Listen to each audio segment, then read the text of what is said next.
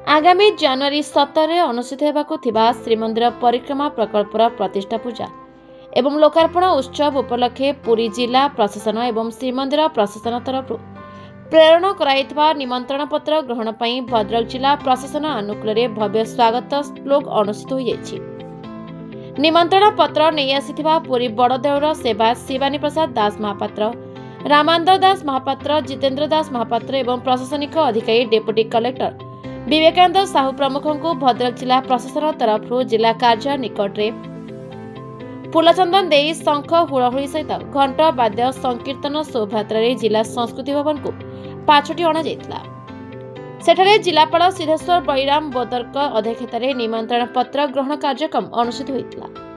एही अवसर में भंडारीपोखरी विधायक प्रफुल्ल कुमार सामल, भद्रक विधायक संजीव कुमार मल्लिक, अतिरिक्त जिलापाल रामदास टुडू, उपजिलापाल मनोज पात्र प्रमुख एही कार्यक्रम में जोग देथिले।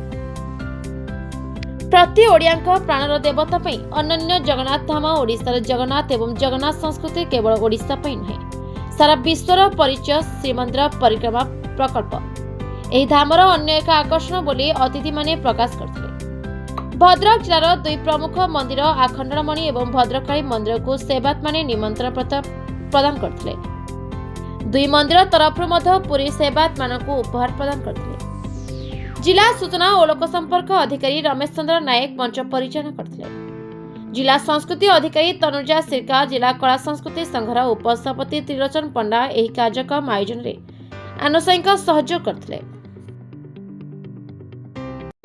महाप्रभु जगन्नाथंकर जो परिक्रमा प्रोजेक्ट है तार जो लोकार्पण उत्सव हम से उत्सव रे सामिल होगा पाई जगन्नाथ पुरी धाम रु जो आमर सेवायत गणकर जो टीम आसी से भद्रकवासी को आमंत्रित करने आसते तो सेठी आमर सबू बाबा खंडमणिकर सेवायत गण आज उपस्थित थे, माँ भद्रकाली सेवायत गण उपस्थित थे। उपस्थिति आम ये निमंत्रण स्वीकार करा निश्चित रूपे भद्रकवासी पूरा आनंद सहित ये लोकार्पण सोहळा सहभागी हेबे।